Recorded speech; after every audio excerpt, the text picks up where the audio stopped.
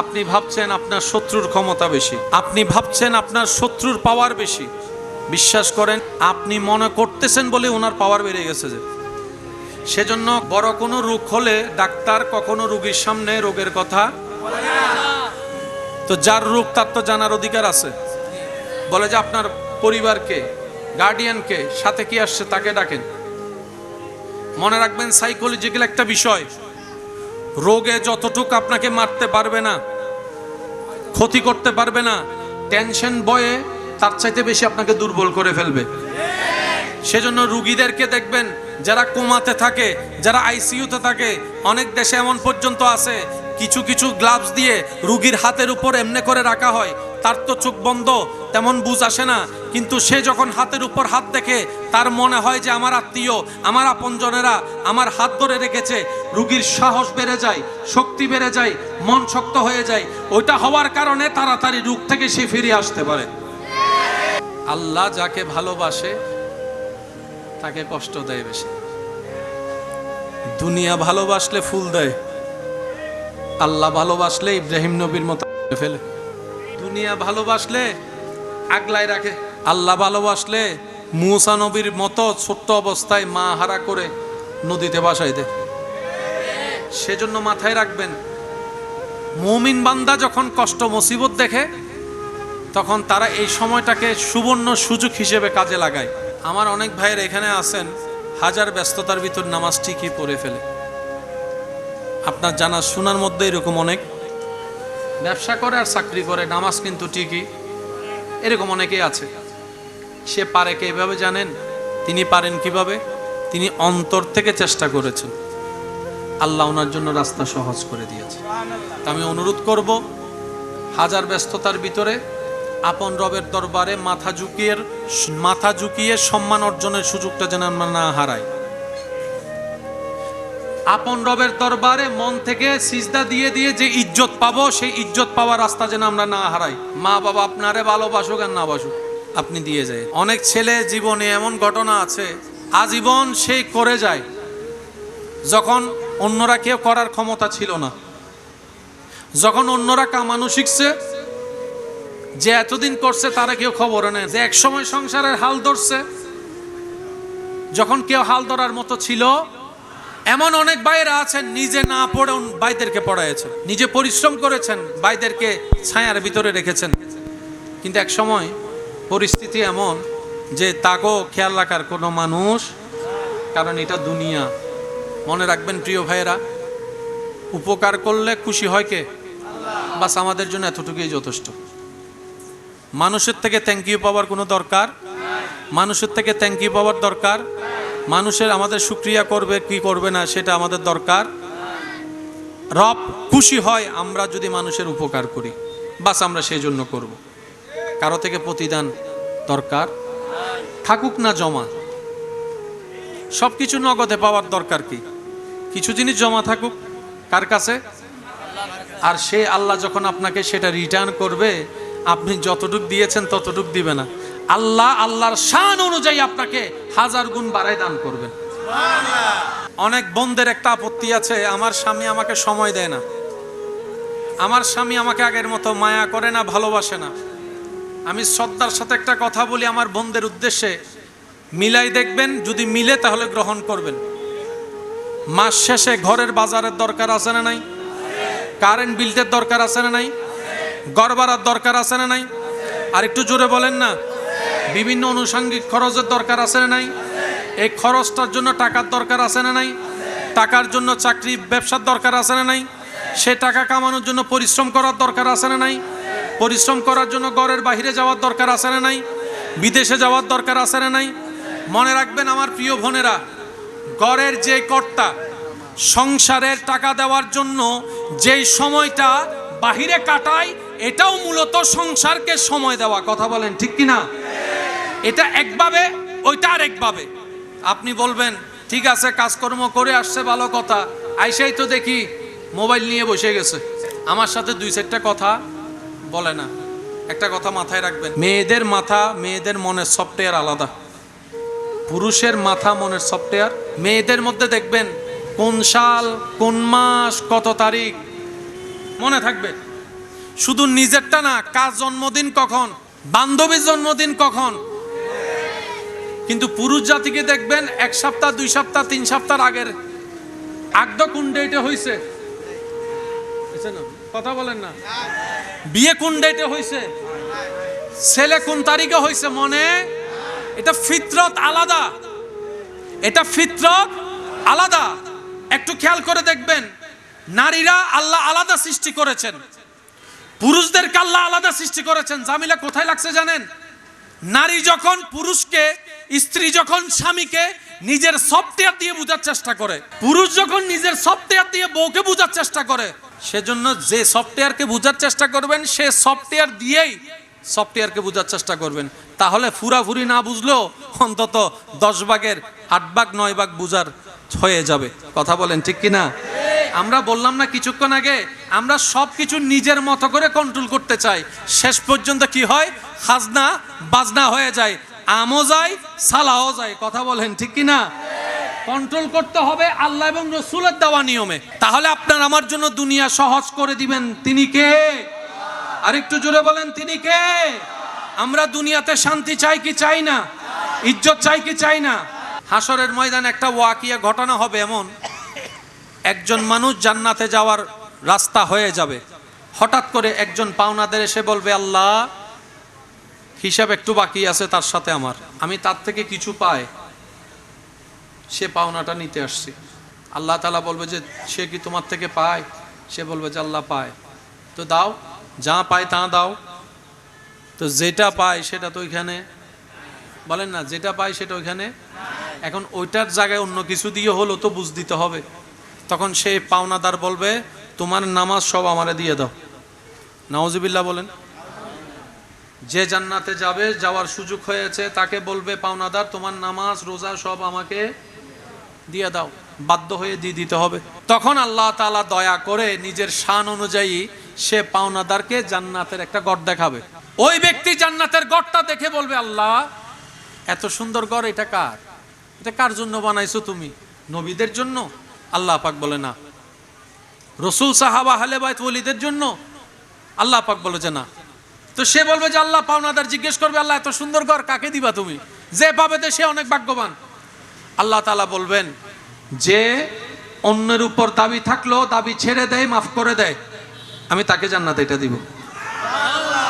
আল্লাহ বাঁচাচ্ছে বান্দাদেরকে কিভাবে দেখেন। পাওনাদার আটকাই, পাওনাদারের কাছে আটকাই গেছে ওই জান্নাতি ব্যক্তি, এখন বাঁচাইতে তো হবে, আমল দিয়ে দিলে তো আর সেটা জান্নাত পাওয়ার সুযোগ। আল্লাহ পাওনাদারকে বলবে, এই জান্নাত তাকে দিব যে অন্যকে মাফ করবে। সাথে সাথে সে বলবে যে আল্লাহ আমার কোনো দাবিও নাই, কোনো চাওয়া নাই, কোনো পাওয়া নাই, আমি তারে মাফ করে দিয়েছি। এবার আল্লাহ তারও জান্নাত দিবে, পাওনাদারকেও জান্নাত দিবে। যদি রিয়েল ক্ষমতা চান, শান্তি চান, আল্লাহর দরবারে স্যালেন্ডার করা ছাড়া দ্বিতীয় কোনো উপায়। এবার সেই নিয়ামত যদি বাড়াতে চান, ধরতে চান, পেতে চান, আপনাকে কিছু আমল করতে হবে। এই আমলগুলা বললে মনে থাকবে ইনশাল্লাহ। 1 নাম্বার, সব কিছুর ভিতরে আল্লাহর উপর পূর্ণ বিশ্বাস রাখতে হবে। যাই কিছু হবে আল্লাহর। আমি বিপদে পড়েছি, বাঁচাবেন কে? আমার বন্ধ রাস্তা খুলে দিবেন কে? 24 ঘন্টার প্রত্যেকটা কাজে শুধু আল্লাহ আল্লাহ আল্লাহ। যেমন খাওয়ার আগে বিসমিল্লাহ, আল্লাহ আছে না নাই? খাওয়ার পরে আলহামদুলিল্লাহ, আল্লাহ আছে না নাই? প্রত্যেকটা কাজের ভিতর আল্লাহ, আল্লাহকে রাখতে হবে। দোকান শুরু করবেন আল্লাহর নাম দিয়ে, দোকান বন্ধ করবেন আল্লাহর নাম দিয়ে। আপনি যদি মন থেকে দোকান বন্ধ করার সময় বলেন, আল্লাহ আমার দোকানের হেফাজতের দায়িত্ব তোমার কাছে ছেড়ে দিলাম,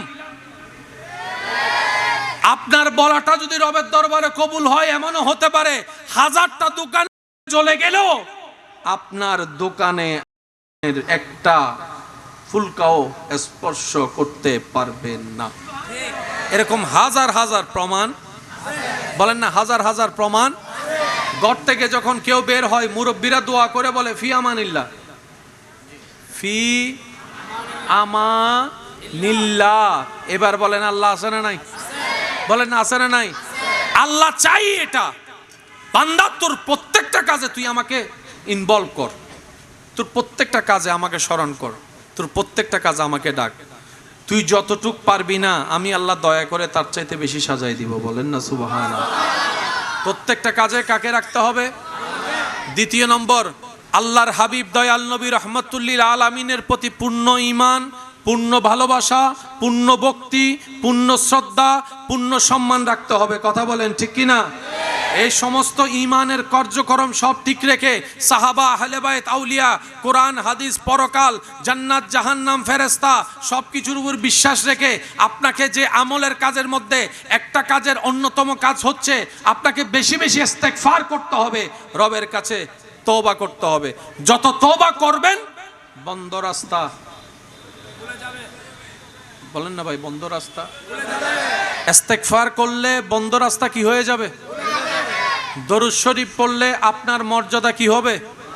বলেন না, দরুদ শরীফ পড়লে মর্যাদা, দরুদ শরীফ পড়লে দোয়া কবুলের চান্সেস বেড়ে যায়, দরুদ শরীফ পড়লে জবানের পবিত্রতা বেড়ে যায়, দরুদ শরীফ পড়লে চোখের পবিত্রতা বেড়ে যায়, দরুদ শরীফ পড়লে অন্তর নরম হয়ে যায়, দরুদ শরীফ পড়লে মর্যাদা বেড়ে যায়, দরুদ শরীফ পড়লে গুনাহ কমে যায়, দরুদ শরীফ পড়লে নেকি বেড়ে যায়, দরুদ শরীফ পড়লে আল্লাহর রহমতের অনেক কাছে চলে যাওয়া যায়।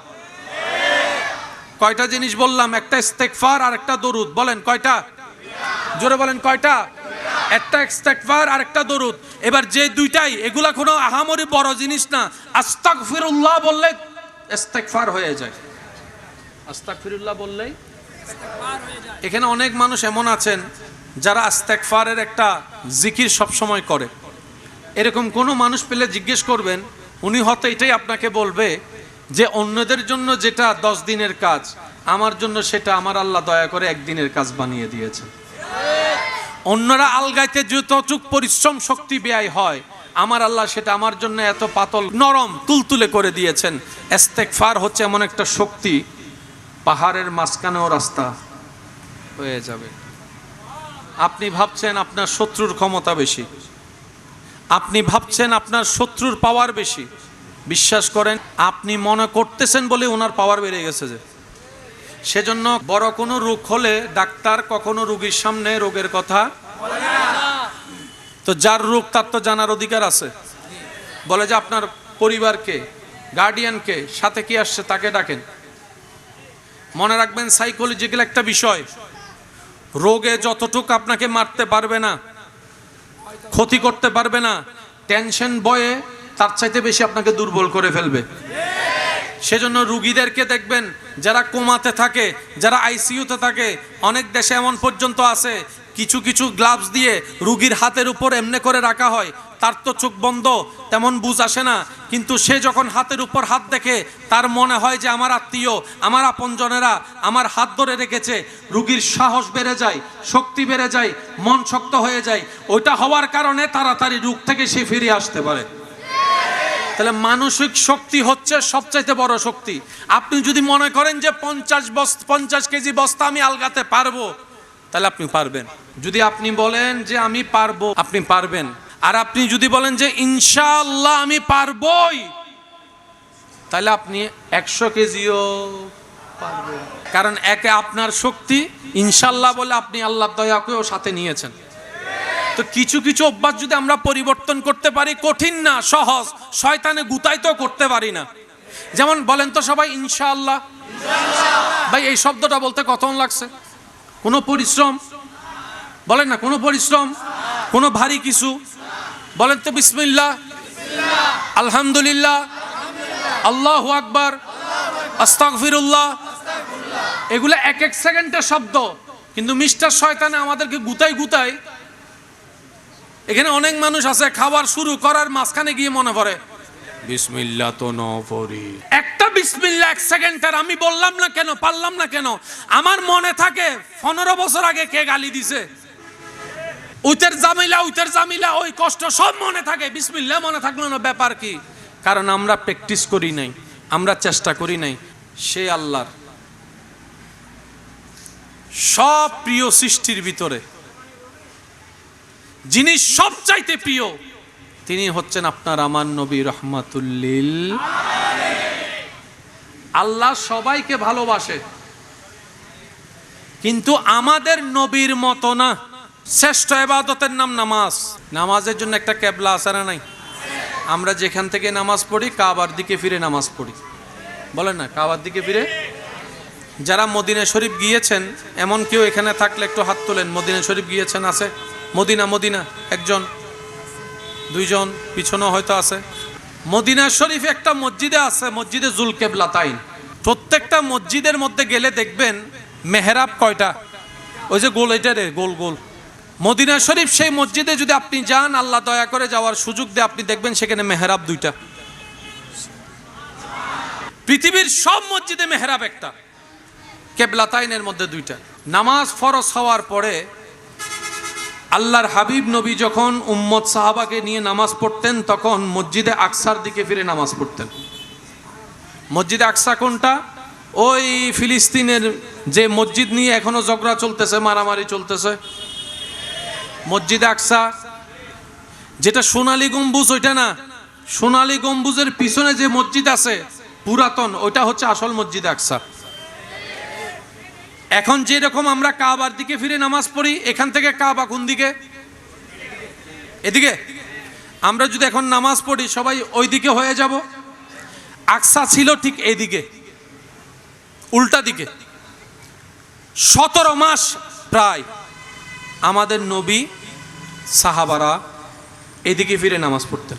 একদিন নামাজের সময়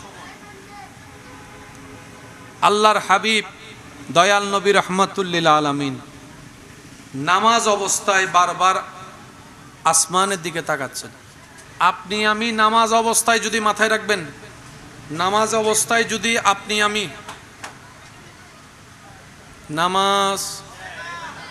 আমি যদি কাবার ডিরেকশন থেকে এই সিনা যদি ঘুরাই ফেলি,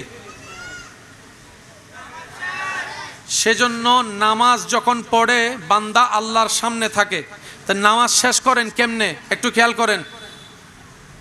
কাবার দিকে, মুখ কাবার দিকে, সিনা কাবার দিকে, নামাজের ভিতরে আছেন। নামাজ শেষ করেন কিভাবে দেখেন, ডাইরেকশন আছে, নামাজ আছে। আসসালামু আলাইকুম ওয়া রাহমাতুল্লাহ।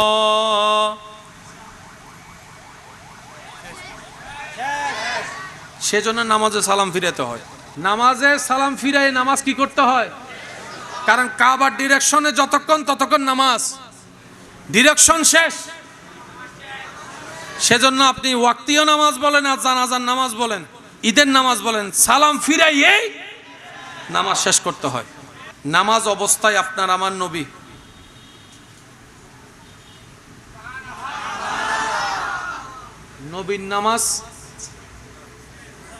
নবীর নামাজ আমরা করলে আমাদের নামাজ থাকবে। আচ্ছা, নবীজির নামাজের ভিতর কোরআন তেলাওয়াত করতেছেন, এদিকে আসমানের দিকে তাকাচ্ছেন, একই দৃশ্য, একই বিষয় আল্লাহ কোরআন উল্লেখ করছেন। বিষয়টা কি ভাবা যায়? কোরআনের মতো দামি কিতাবে আল্লাহ আমাদের নবীর আসমানের দিকে তাকানোর কথা পর্যন্ত উল্লেখ করেছেন। কোরআন বলছে, কদ নারা তাকাল্লুবা ওয়াজহিকা ফিস সামা। একটু মনোযোগ সহকারে বলেন সুবহানাল্লাহ। কদ নারা তাকাল্লুবা ওয়াজহিকা ফিস সামা। আল্লাহ বলছেন, হাবিব আপনি বারবার আসমানের দিকে তাকাচ্ছেন, আপনার রব দেখতেছে, আপনার রব দেখতেছে, আপনার রব দেখতেছে। আপনি নামাজ অবস্থায় বারবার আসমানের দিকে কেন তাকাচ্ছেন? আপনার রব জানে, আপনার রব জানে, আপনার রব জানে। কারণ নবীর চাওয়া আমার উম্মতের নামাজের কেবলা যেন কাবা হয়, যেন কাবা হয়, যেন কাবা হয়। কিন্তু আল্লাহর হুকুম নামাজের কেবলা আকসা, নবীর মনের চাওয়া কাবা। আকসা একদিকে, কাবা আরেকদিকে। আকসাকে সামনে রাখলে কাবা পিঠের পিছনে, কাবাকে সামনে রাখলে আকসা পিঠের পিছনে, দুই ডাইমেনশনের মধ্যে। আল্লাহ বলছেন, আল্লাহ বলেছেন, হাবিব আকসার দিকে ফিরে নামাজ পড়েন, আকসার দিকে ফিরে নামাজ পড়েন, আকসার দিকে ফিরে কেবলা বানিয়ে নামাজ পড়েন। নবীর চাওয়া অন্তরে অন্তরে, আল্লাহ আমার উম্মতের জন্য কেবলা কাবাকে বানিয়ে দাও, কাবাকে বানিয়ে দাও, কাবাকে বানিয়ে দাও। আউয়ালাল বাইত, পৃথিবীর সর্বপ্রথম ঘর কাবা, সেই কাবা যেন আমার উম্মতের কেবলা হয়। কিন্তু আমার নবী মুখে কোনো আওয়াজ করছেন না, মুখে কোনো ফরিয়াদ করছেন না, মুখে কোনো দোয়া করছেন না। সব চলছে কোথায়? মনে মনে। সব চলছে কোথায়? মনে মনে। আর চেহারা বারবার আসমানের দিকে তুলছেন, নামাচ্ছেন, তুলছেন, নামাচ্ছেন। আল্লাহ পাক বলে, হাবিব আপনি বারবার আসমানের দিকে যে তাকাচ্ছেন, আপনার রব সেটা দেখতেছে। কাদ নারা তাকাল্লুবা ওয়াজহিকা ফিস সামা। হায় হায় হায় হায়। এবার আমি আপনাদেরকে একদম সহজ অঙ্ক বুঝাই। দিক কয়টা? এই তো মাশাআল্লাহ, জোরে বলেন, দিক কয়টা? পূর্ব, উত্তর, আবার বলতে হবে পূর্ব, উত্তর। এখন আপনি ফিরে আসেন কয় দিকে? একদিকে বলেন না, কয় দিকে? আমি ফিরে আসি কয় দিকে? আমার জন্য বাকি দিক কয়টা? আপনার জন্য বাকি দিক কয়টা? এবার আপনাকে যদি বলি যেদিকে মন চায় সেদিকে ফিরেন, তাহলে আপনি তিন দিকের যেদিকে একদিকে ফিরার অধিকার আছে না নাই? সুযোগ আছে না নাই? যেহেতু অনুমতি পেয়েছেন, তিন দিকের যেদিকে একদিকে ফিরতে পারবেন। এবার বলেন, কাবা কোন দিকে? আকসা কোন দিকে? নবী নামাজ অবস্থায় তাকাচ্ছেন কোন দিকে? আরো জোরে বলেন না। আসমানের দিকে। কোন দিকে? আল্লাহ তাআলা বললেন, হাবিব আপনি মনে মনে কি চাচ্ছেন আমি আল্লাহ জানি তো। আর একটু জোরে বলেন না। হাবিব চিন্তা করেন না, কিবলাতান তারদা, বাকি তিনটা দিক আছে। একদিকে আপনি ফিরে আছেন, বাকি তিনটা দিক আছে। আল্লাহ বলে, আপনি এই মুহূর্তে যেই দিকে ফিরবেন সেটা উত্তরও বুঝি না, দক্ষিণও বুঝি না, পশ্চিমও বুঝি না, পূর্বও বুঝি না। আল্লাহ বলে, কিবলাতান তারদা, আপনি যে দিকটাকে খুশি হয়ে ফিরবেন, কিয়ামত পর্যন্ত আমার বান্দাদের জন্য আমি আল্লাহ সেই দিকেই কিবলা বানাই দিব, কিবলা বানাই দিব, কিবলা বানাই দিব। দেখেন ক্ষমতা, অথরিটি কাকে বলে? আসল ক্ষমতাবান কে জানেন? যার কাছে ক্ষমতা থাকার পরও ক্ষমতা দেখায় না। অনেকে তো রিক্সাওয়ালারে 2 টাকা কম দেওয়ার জন্য ক্ষমতা দেখায়। চিনোস বেটা আমি কে? এ ক্ষমতাবান? বলেন এই ক্ষমতাবান? সেজন্য যে অতীত মনে রাখে আল্লাহ তাকে দয়া করে, যে বন্ধু বান্ধব ভাইদের প্রতি শুকরিয়া আদায় করে আল্লাহ তার জন্য ইজ্জতের ব্যবস্থা করে দেয়। আমি পাওয়ার দলে, আপনিও পাওয়ার দলে, সুতরাং পাওয়ার রাস্তা যেমন আমাদেরকে চলতে হবে তেমন। কথা বলেন ঠিক কিনা? এবার বলেন দিক কয়টা বাকি? নবীজি আছে কয় দিকে? বাকি কয়টা?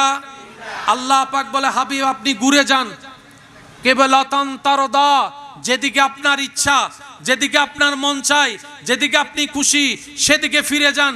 নবী বলে যে আল্লাহ আমি তো ফিরবো না, আমি তো নিজে থেকে ফিরবো না, তুমি ফিরাইলেই আমি ফিরবো। আমি নিজে থেকে দিক পছন্দ করব না, তুমি পছন্দ করে দিলেই আমি পছন্দ করব। মহাব্বতটা দেখেন, মহাব্বতটা, মহাব্বতটা। আল্লাহ পাক বলে যে আমি মালিক, আপনারা অনুমতি দিলাম ফিরেন। নবী বলে যে না, আপনার বলতে হবে, আপনার বলতে হবে। ওয়ামা ইউনতিকু আনিল হাওয়ায়ে ইন হুয়া ইল্লা ওয়াহয়ুন ইউহা। আল্লাহর নবী হাবিব এমন একজন পয়গাম্বর যিনি আল্লাহর হুকুম ছাড়া একটা কথাও বলতেন না। আমাদের নবী আল্লাহর হুকুম ছাড়া একটা কথাও বলেন না, একটা কথাও। সব কিছু আল্লাহ যা বলাতেন। কেমন মোহাব্বত দেখেন। আল্লাহ পাক বলে যে হাবিব আপনি ঘুরে যান। নবী বলে জানো এগুলো চলতেছে ঘটনা কিসের ভিতরে? সুবহানাল্লাহ বলেন। ঘটনা চলতেছে কিসের ভিতরে? নামাজের ভিতর চলতেছে, নামাজের ভিতর, নামাজের ভিতর, নামাজের ভিতর। আল্লাহ পাক বললেন হাবিব আমি জানি আপনি আমার সন্তুষ্টি খুশিকে বেশি দাম দেন। আমি আল্লাহ চাই আপনি নবীরে খুশি করতে, আপনি চান আমারে খুশি করতে। আমি অনুমতি দিলাম 3 দিকের যেদিকে ফিরবেন আমি কিবলা বানাই দিব, সেটা আমি আপনারে খুশি করতে চাই। কিন্তু আপনি সেটা না নিয়ে আমারে খুশি করতে চান। আল্লাহ আপনি বলেন কোন দিকে ফিরবো, আপনি বলেন কোন দিকে ফিরবো, আপনি বলেন কোন দিকে ফিরবো, আপনি যেদিকে বলেন আমি সেদিকে ফিরবো। দুই পক্ষের কথা চলছে। এবার আল্লাহ তাআলা সূরা বাকারার সেই আয়াতের মধ্যে বলেন, ফালা নুয়াল্লিয়ান্না কিবলাতান তারদা। হায় হায় আল্লাহু আকবার। দিক কয়টা বললাম? একটু জোরে বলেন না। নবীজি চাইলে যে কোনো একটা দিকে ফিরে যেতে অথরিটি দিয়েছেন কে? মালিক যদি হ্যাঁ বলে সেখানে আর গুতাগুতির কারো কোনো সুযোগ, কারণ সুপ্রিম পাওয়ার থেকে রায় চলে আসছে। এখানে ডিস্ট্রিক্ট কোর্ট যদি কাউকে দেয়, জজ কোর্ট, সুপ্রিম কোর্ট যদি বলে যে আমি তোমার মুক্তি দিলাম, পুলিশ তারা অ্যারেস্ট করতে পারবে? কারণ ডিস্ট্রিক্ট কোর্টের চাইতে বড় হচ্ছে হাইকোর্ট, হাইকোর্টের উপর হচ্ছে সুপ্রিম কোর্ট। আল্লাহর কোর্ট থেকে অনুমতি এসেছে, এখানে আর কারো অনুমতির দরকার কোনো দরকারই নাই। কিন্তু নবী বলে যে না, আপনার হুকুম লাগবে, আপনার হুকুম লাগবে। এবার আল্লাহ তাআলা বলছেন, হাবিব আমি জানি আপনার দিল কোন দিকে কিবলা চায়। শাতরাল মসজিদুল হারাম। হাবিব আমি অনুমতি দিলাম, আপনি যে হৃদয়ের ভিতরে যে কিবলা ধারণ করেছেন, আমি না বললে আপনি ফিরবেন না। আমি আল্লাহ বলে দিলাম শাতরাল মসজিদুল হারাম, আপনি কাবার দিকে মুখ করে ফেলেন। আজকে থেকে কিয়ামত পর্যন্ত সমস্ত মুসলমানের কাবা কিবলা আমি আল্লাহ মক্কাতুল মুকাররমাকে বানাই দিয়েছি। এবার আপনারা সহজ অঙ্ক করলে বুঝবেন, এখানে যদি নামাজ হয় ইমাম সাহেব কোন জায়গায় দাঁড়াবে? সামনে বলেন না। আমরা মুসল্লিরা কাতার করে কাতার বাই কাতার দাঁড়াবো কি? আমার ইমাম সাহেবের মুখ থাকবে কোন দিকে? কাবার দিকে। বলেন কোন দিকে? কাবার দিকে। মুসল্লিদের মুখও থাকবে কোন দিকে? আরো জোরে বলেন না। কাবার দিকে। লাইন কি বেঁকা না সোজা? কিন্তু কাবা শরীফে যখন নামাজ পড়ে তখন দেখবেন লাইন সোজা নাই। পৃথিবীর সমস্ত মসজিদে কাতার সোজা, আর যেই মসজিদকে সামনে রেখে নামাজ সে কাবার গেলে কাতার। এখানে নামাজ কাতার সোজা না করলে নামাজ হবে না, আর ওইখানে কাতার সোজা করলে নামাজ হবে না, কাতার গোল করতে হবে। এই কাবা, একটু খেয়াল করবেন, কাবা। এবার এখানে নিয়মে যদি আমরা দাঁড়াই, এদিকের মানুষ আর কাবা পাবে না। বুঝাতে পারছি? এই দেখেন, এ কাবা পেয়েছে, কাবা পেয়েছে, কাবা পেয়েছে, আর পাবে না। কিন্তু গোল করে দাঁড়াইলে সবাই কাবা পাবে। সবাই গোল করে দাঁড়ালে কাবা, আর কাবা সামনে ডিরেকশনে না থাকলে নামাজির নামাজ হবে। এবার বলেন জান্নাতের চাবি কি? জোরে বলেন না। আল্লাহর নৈকট্য পাওয়ার মাধ্যম কি? গুনাহ মাফ হওয়ার অন্যতম একটা মাধ্যমের নাম কি? ইন্নাস সালাতা তানহা আনিল ফাহশাই ওয়াল মুনকার। খারাপ থেকে ভালো হওয়ার মাধ্যমের অন্যতম মাধ্যমের নাম কি? আরো জোরে বলেন। সওয়াবের পাহাড় বানানোর মাধ্যমের নাম কি?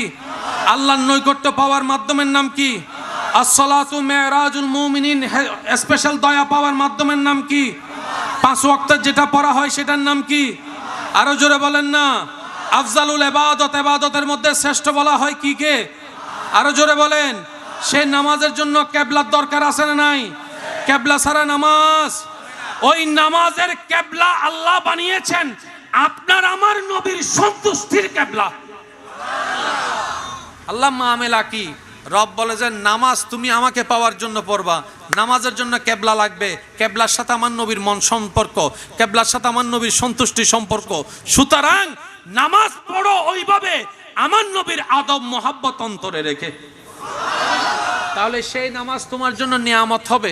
কারণ লা ইন শাকারতুম লা আযীদান্নাকুম ওয়া লা ইন কাফারতুম ইন্না আযাবি লাশাদীদ। চিৎকার দিয়ে বলেন না সুবহানাল্লাহ। এবার আপনাদের মুখ আমার দিকে, আমার মুখ বলেন না রে ভাই। এখন আমি যদি নামাজে দাঁড়াই, আমার মুখ থাকবে কাবার দিকে, পিঠ থাকবে আপনাদের দিকে, ঠিক আছে? আচ্ছা, নামাজ অবস্থায় যদি আমি হঠাৎ করে আপনাদের দিকে ঘুরে এমনি করে দাঁড়ায় যাই, আপনারা কি বলবেন?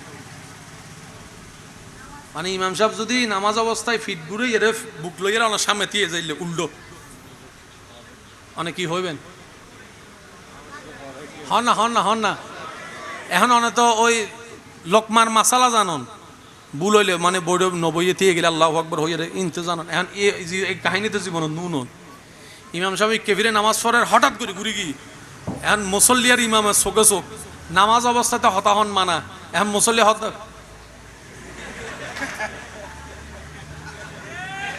মাথো না বাজে মাথো না, কারণ এইরকম সিচুয়েশন তার হনদিন মুসল্লি ন পড়ে এই তার আগা মাথা কিছু এখন নামাজ অবস্থা যে হতাহন না যাই দু জানে মাথো না বাজে। নামাজ অবস্থা যে আত্মলি ইশারায় ফুজর করেন যাই হেন মানা ইয়ে না মানা, এখন মুসল্লি এখন ইমাম সাহেব যদি হয়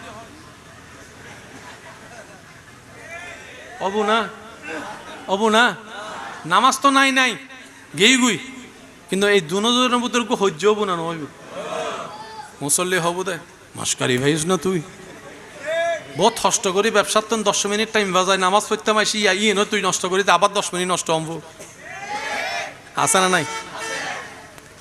এটা আমাদের নামাজ। আসেন মনের চোখ দিয়ে দেখি সাহাবায়ে কেরামের নামাজ। সুবহানাল্লাহ, আমি শুনি না এখনো। আমাদের নামাজের কন্ডিশন ধরন তা আনুমানিকভাবে বুঝতে পারলাম। একটু কল্পনার জগতে সেই দৃশ্যকে সামনে রেখে কাদেনারা তাকাল্লুবা ওয়াজহিকা ফিস সামা, পরিবেশটা সামনে রেখে নবীজি ইমাম হয়ে দাঁড়িয়েছেন, সাহাবা পিছনে দাঁড়িয়েছেন। আল্লাহ নামাজের ভিতর হুকুম দিলেন হাবিব, পরে বলে কোনো শব্দ নাই, এখনই কিবলা পরিবর্তন করেন। নামাজের বাইরে না ভিতরে? এবার নবীজির মুখ হচ্ছে এইদিকে, একটু খেয়াল করেন। সাহাবায়ে কেরামও এইদিকে। নামাজ অবস্থায় কি হচ্ছে আল্লাহ এবং নবী ছাড়া আর কেউ জানে? হঠাৎ করে আপনার আমার নবী, মনোযোগ আছে, মুখ ঘুরাই ফেললেন, আরো জোরে। নবীজি নামাজ অবস্থায় চেহারা ঘুরাই ফেলছেন পুরা টান। এবার সাহাবার নবীর সামনাসামনি, আপনি আমি যা করা তা তো করছি। এবার সাহাবায়ে কেরাম কি করছেন দেখেন। সাহাবায়ে কেরাম যখন দেখলেন নবী মুভ করেছেন, প্রত্যেকটা সাহাবা যারা ছিলেন কাতারবন্দি, মাঝখানে তার আস্তে করে জায়গা করে দিয়েছেন। কোন আওয়াজ বলেন, কোন আওয়াজ, কোন ইশারা, নবীর কিছু বলা লাগে?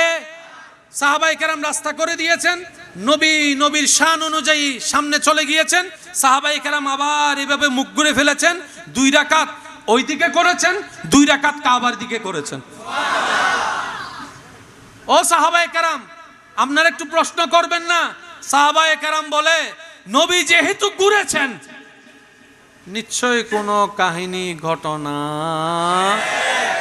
ওগুলো বুঝার মতো জ্ঞান আমাদের নাই।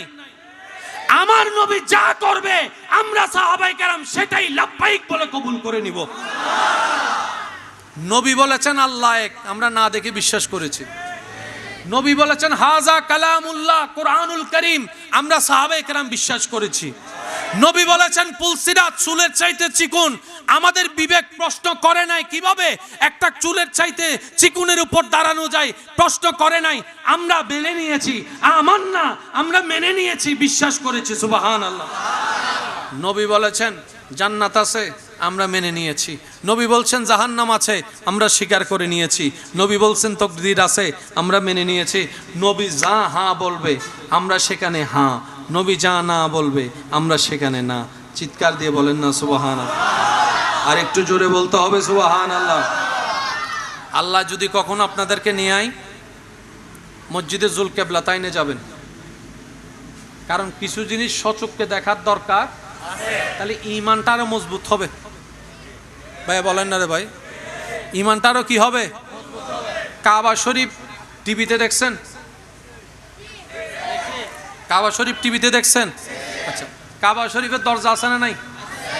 দরজা বরাবর সামনে একটা সোনালী, দূর থেকে একটু মানুষের মতো লাগে যে দেখছেন, ওই যে সোনালি একটা গম্বুজের মতো আছে, মাকামে ইব্রাহিম, বলেন মাকামে ইব্রাহিম। যে পাথরের উপর দাঁড়িয়ে আল্লাহর হুকুমে নবী ইব্রাহিম আলাইহিস সালাম কাবা পুনর্নির্মাণ করেছিলেন, ওই পাথরটা ওইখানে। সুবহানাল্লাহ, এত আস্তে করে সুবহানাল্লাহ।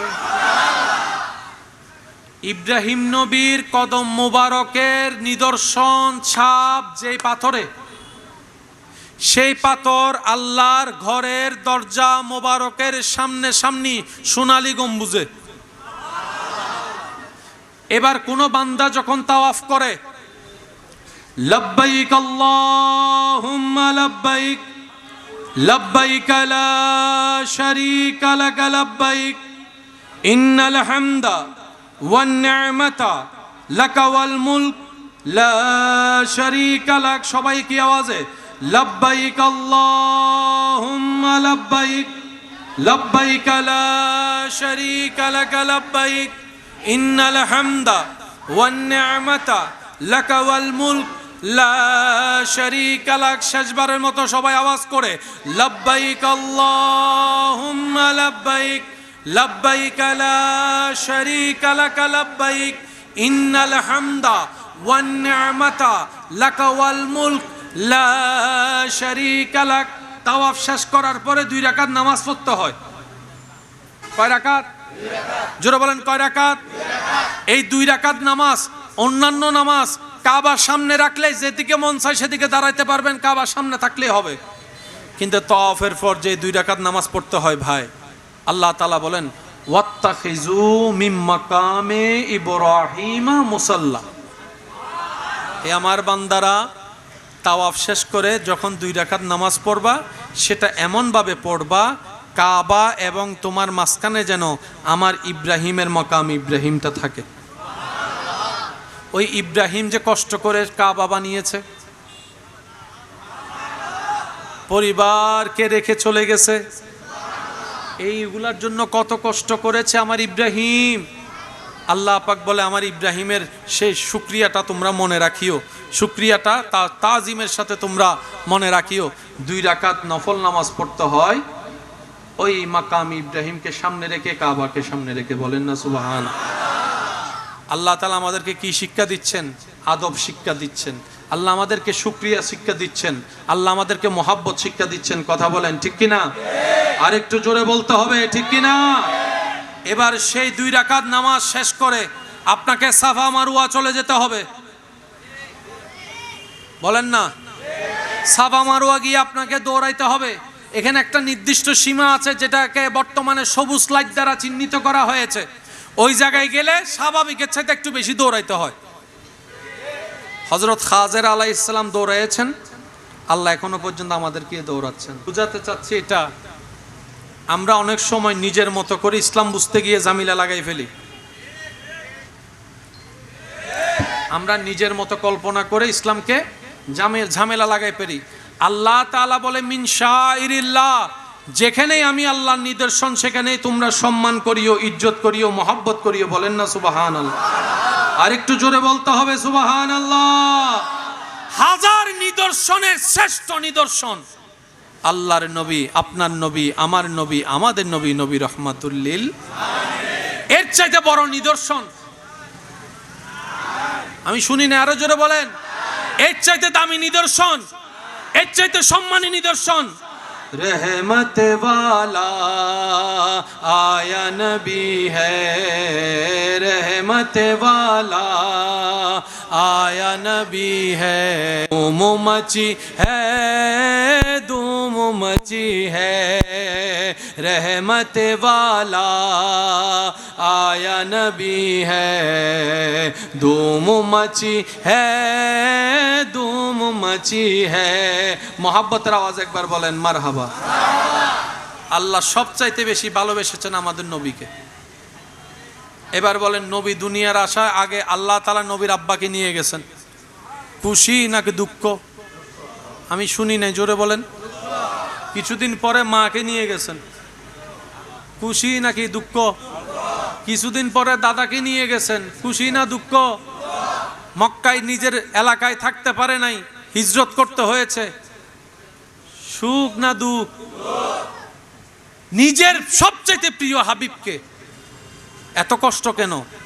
মাথায় রাখবেন, আল্লাহ ভালোবাসার প্রকাশ করে কষ্ট দিয়ে। দাদা নানা নাতিকে ভালোবাসে, এটা তো সবাই জানে। অনেক দাদা নানা আছে, দাদি নানি আছে, দেখবেন নাতিদেরকে আদর করে গাল এটা চিপে ধরে। নাতি ব্যথা পায় কি পায় না? বলেন না, ব্যথা পায় কি পায় না? অনেকে চিপে ধরে আদর করে কান্না করে বাচ্চারে, হয়তো আপনারা অনেকে দেখেছেন। বাচ্চারা এমন ভাবে চিপে ধরে বাচ্চা জিদ্দে, তখন পিছন থেকে মুরব্বী একটা ডাক দিয়ে বলে, এই বাচ্চা রিলে না করিস, নুসিবিছে তো ব্যথা পার।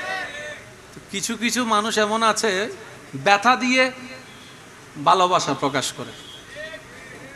কিছু কিছু দেখবেন আপনার দাদা নানা চাচার ভিতর আছে না নাই বলতে পারি না, দেখলেই ফিসের পিছন থেকে একটা, নাতি কেন আসস, তুই না হন না নাতি কেন আসস, ফিরু তুই মারিয়ে রে, ফাঁস আঙ্গুল বয়াইয়ে রে, আর দাঁত বালালাদ দেয়। আছে না? বলেন না, আছে না? ভালোবাসার প্রকাশ এক একজনের এক এক রকম। পুরুষ জাতির একটা জামিলা, যারা বিবাহিতরা আছেন, অনেক বোনদের একটা আপত্তি আছে, আমার স্বামী আমাকে সময় দেয় না, আমার স্বামী আমাকে আগের মতো মায়া করে না, ভালোবাসে না। আমি শ্রদ্ধার সাথে একটা কথা বলি আমার বোনদের উদ্দেশ্যে, মিলাই দেখবেন, যদি মিলে তাহলে গ্রহণ করবেন। মাস শেষে ঘরের বাজারের দরকার আছে না নাই? কারেন্ট বিলটের দরকার আছে না নাই? ঘর ভাড়ার দরকার আছে না নাই? আর একটু জোরে বলেন না। বিভিন্ন আনুষঙ্গিক খরচের দরকার আছে না নাই? এই খরচটার জন্য টাকার দরকার আছে না নাই? টাকার জন্য চাকরি ব্যবসার দরকার আছে না নাই? সে টাকা কামানোর জন্য পরিশ্রম করার দরকার আছে না নাই? পরিশ্রম করার জন্য ঘরের বাইরে যাওয়ার দরকার আছে না নাই? বিদেশে যাওয়ার দরকার আছে না নাই? মনে রাখবেন আমার প্রিয় বোনেরা, ঘরের যে কর্তা, সংসারের টাকা দেওয়ার জন্য যেই সময়টা বাহিরে কাটায়, এটাও মূলত সংসারকে সময় দেওয়া। কথা বলেন ঠিক কিনা? এটা একভাবে, ওইটা আর একভাবে। আপনি বলবেন ঠিক আছে, কাজকর্ম করে আসছে ভালো কথা, আইসাই তো দেখি মোবাইল নিয়ে বসে গেছে, আমার সাথে দুই চারটা কথা বলে না। একটা কথা মাথায় রাখবেন, মেয়েদের মাথা, মেয়েদের মনের সফটওয়্যার আলাদা, পুরুষের মাথা মনের সফটওয়্যার। মেয়েদের মধ্যে দেখবেন কোন সাল, কোন মাস, কত তারিখ মনে থাকবে, শুধু নিজেরটা না, কার জন্মদিন কখন, বান্ধবীর জন্মদিন কখন। কিন্তু পুরুষ জাতিকে দেখবেন এক সপ্তাহ, 2 সপ্তাহ, 3 সপ্তাহ আগের, আগদ কোন ডেটে হয়েছে, কথা বলেন না, বিয়ে কোন ডেটে হয়েছে, ছেলে কোন তারিখে হয়েছে মনে। এটা ফিতরত আলাদা, এটা ফিতরত আলাদা। একটু খেয়াল করে দেখবেন, নারীরা আল্লাহ আলাদা সৃষ্টি করেছেন, পুরুষদেরকে আল্লাহ আলাদা সৃষ্টি করেছেন। জামিলা কোথায় লাগছে জানেন? নারী যখন পুরুষকে, স্ত্রী যখন স্বামীকে নিজের সফটওয়্যার দিয়ে বোঝার চেষ্টা করে, পুরুষ যখন নিজের সফটওয়্যার দিয়ে বউকে বোঝার চেষ্টা করে, সেজন্য যে সফটওয়্যারকে বোঝার চেষ্টা করবেন, সে সফটওয়্যার দিয়েই সফটওয়্যারকে বোঝার চেষ্টা করবেন। তাহলে ফুরাফুরি না বুঝলেও অন্তত 10 ভাগের 8 ভাগ 9 ভাগ বুঝার হয়ে যাবে। কথা বলেন ঠিক কিনা? আমরা বললাম না কিছুক্ষণ আগে, আমরা সব কিছু নিজের মতো করে কন্ট্রোল করতে চাই, শেষ পর্যন্ত কি হয়, খাজনা বাজনা হয়ে যায়, আমও যায়, সালাও যায়। কথা বলেন ঠিক কিনা? কন্ট্রোল করতে হবে আল্লাহ এবং রসুলের দেওয়া নিয়মে, তাহলে আপনার আমার জন্য দুনিয়া সহজ করে দিবেন। তিনি কে? আরেকটু জোরে বলেন, তিনি কে? আমরা দুনিয়াতে শান্তি চাই কি চাই না? ইজ্জত চাই কি চাই না? এবার কথাটা মনোযোগ দিয়ে শ্রবণ করবেন। আমি শেষ কথায় চলে আসলাম, অল্প কিছুক্ষণের মধ্যেই আমি আপনাদের থেকে বিদায় নিচ্ছি, একটু মনোযোগ। আল্লাহ যাকে ভালোবাসে তাকে কষ্ট দেয় বেশি। দুনিয়া ভালোবাসলে ফুল দেয়, আল্লাহ ভালোবাসলে ইব্রাহিম নবীর মতো ফেলে।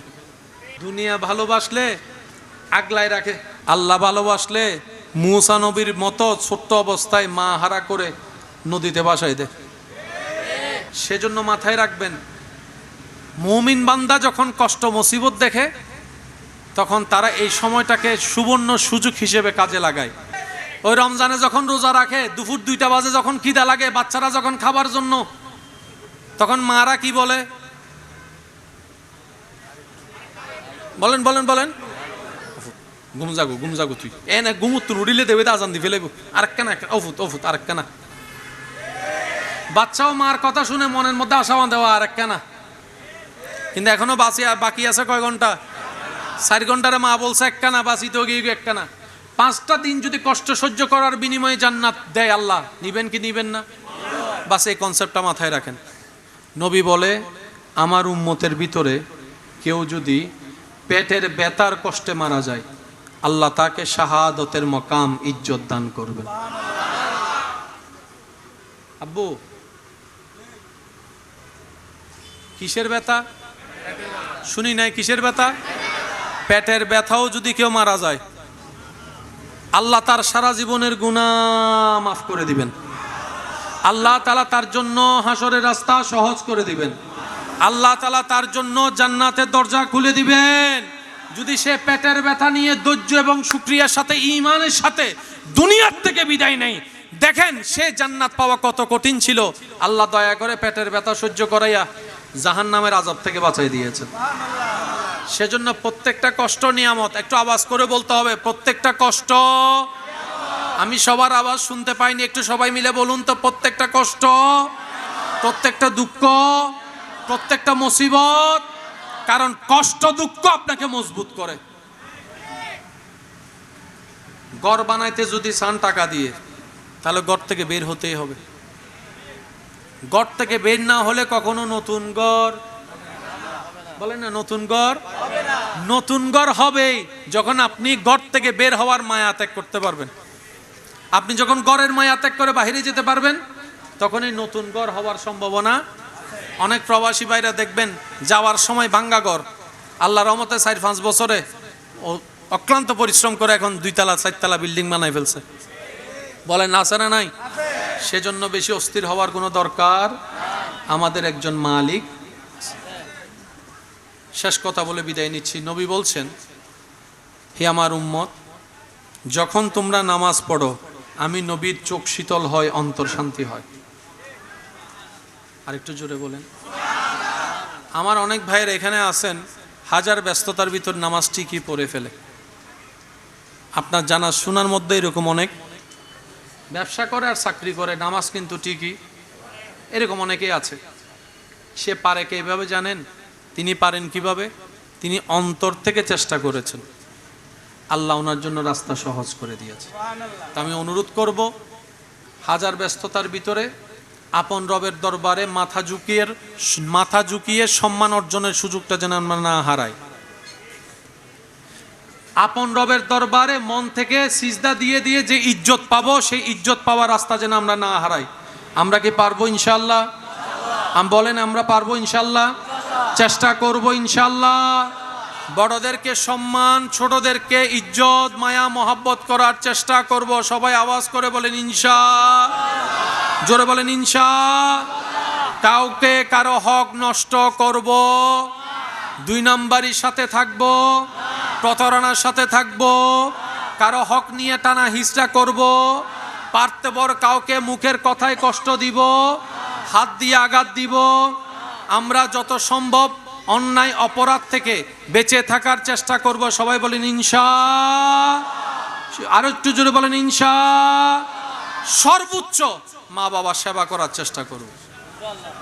মা বাবা আপনারে ভালোবাসুক আর না বাসুক, আপনি দিয়ে যায়। অনেক ছেলে জীবনে এমন ঘটনা আছে, আজীবন সে করে যায় যখন অন্যরা কেউ করার ক্ষমতা ছিল না। যখন অন্যরা কামানো শিখছে, যে এতদিন করছে তারা কেউ খবর নেয় না। একটু জোরে বলেন না রে ভাই। যে এক সময় সংসারের হাল ধরছে, যখন কেউ হাল ধরার মতো ছিল, এমন অনেক ভাইয়েরা আছেন নিজে না পড়ে ভাইদেরকে পড়াইছেন। আছে না নাই? নিজে পড়ালেখা থেকে সরে এসে ভাইদেরকে পড়াইছেন। নিজে পরিশ্রম করেছেন, ভাইদেরকে ছায়ার ভিতরে রেখেছেন। কিন্তু এক সময় পরিস্থিতি এমন যে তাকেও খেয়াল রাখার কোনো মানুষ, কারণ এটা দুনিয়া।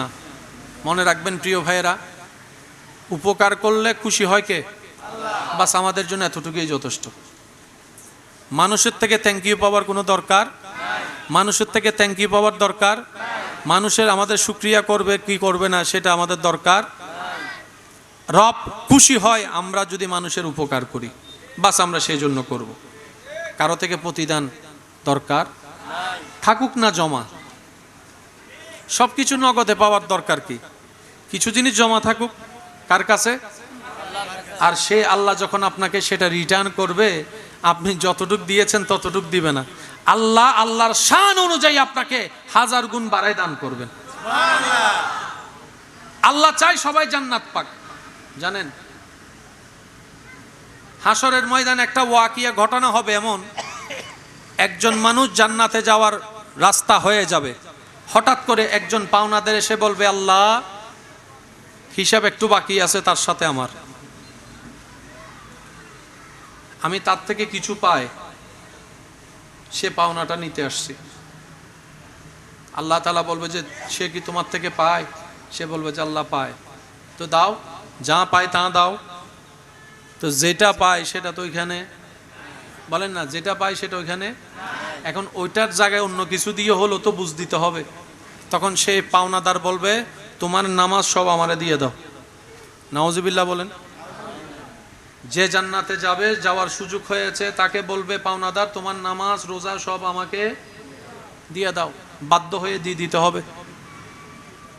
তখন আল্লাহ তাআলা দয়া করে নিজের শান অনুযায়ী সে পাওনাদারকে জান্নাতের একটা ঘর দেখাবে। সুবহানাল্লাহ বলেন না রে ভাইয়া, আর একটু জোরে বলেন না সুবহানাল্লাহ। কয়জন ব্যক্তি? একজন পাওনাদার, আরেকজন হচ্ছে যার থেকে পায়। যার থেকে পায় সে জান্নাতে চলে যাওয়ার উপক্রম হয়েছে, কিন্তু বাঁধা দিয়েছে কে? পাওনাদারে। ওই পাওনাদারকে আল্লাহ তাআলা জান্নাতের একটা ঘর দেখাবে। ওই ব্যক্তি জান্নাতের ঘরটা দেখে বলবে, আল্লাহ এত সুন্দর ঘর, এটা কার? এটা কার জন্য বানাইছো তুমি? নবীদের জন্য? আল্লাহ পাক বলে না। রসুল, সাহাবা, আহলে বাইত, ওলিদের জন্য? আল্লাহ পাক বলে যে না। তো সে বলবে যে আল্লাহ, পাওনাদার জিজ্ঞেস করবে, আল্লাহ এত সুন্দর ঘর কাকে দিবা তুমি? যে পাবে তো সে অনেক ভাগ্যবান। আল্লাহ তাআলা বলবেন যে অন্যের উপর দাবি থাকলো দাবি ছেড়ে দেয়, মাফ করে দেয়, আমি তাকে জান্নাত এটা দিব। আল্লাহ বাঁচাচ্ছে বান্দাদেরকে কিভাবে দেখেন। পাওনাদার পাওনাদারের কাছে আটকাই গেছে ওই জান্নাতি ব্যক্তি, এখন বাঁচাইতে তো হবে, আমল দিয়ে দিলে তো আর সেটা জান্নাত পাওয়ার সুযোগ। আল্লাহ পাওনাদারকে বলবে এই জান্নাত তাকে দিব যে অন্যকে মাফ করবে। সাথে সাথে সে বলবে যে আল্লাহ আমার কোনো দাবিও নাই, কোনো চাওয়া নাই, কোনো পাওয়া নাই, আমি তারে মাফ করে দিয়েছি। এবার আল্লাহ তারও জান্নাত দিবে, পাওনাদারকেও জান্নাত দিবে। আল্লাহ জান্নাত বানিয়েছেনই বান্দাদের জন্য, তা আপনি যাবেন না কেন? আর আপনার যাওয়া তারও সহজ, কারণ সবাই নবীর উম্মত। আপনি ইমামুল আম্বিয়ার উম্মত। সুবহানাল্লাহ। কেউ মুসা কালিমুল্লাহর উম্মত, আপনি হাবিবুল্লাহর উম্মত। কেউ রূহুল্লাহর উম্মত, আপনি হাবিবুল্লাহর উম্মত। আপনার সম্মান উজ্জত কুনতুম খাইরা উম্মত, অনেক উপরে, সবার উপরে উম্মতের ভিতরে। সুতরাং আপনার জান্নাতে যাওয়ার রাস্তা অন্যদের তুলনায় অনেক সহজ। শুধু অর্জন করে নিতে হবে, ধৈর্য সহ্য নিয়ে সেটাকে টিকে রাখতে হবে, ধরে রাখতে হবে। আল্লাহ তাআলা আমাদের সবাইকে বুঝার আমল করার তৌফিক দান করুক। সবাই বলেন আমিন। ইয়া নবী সালাম।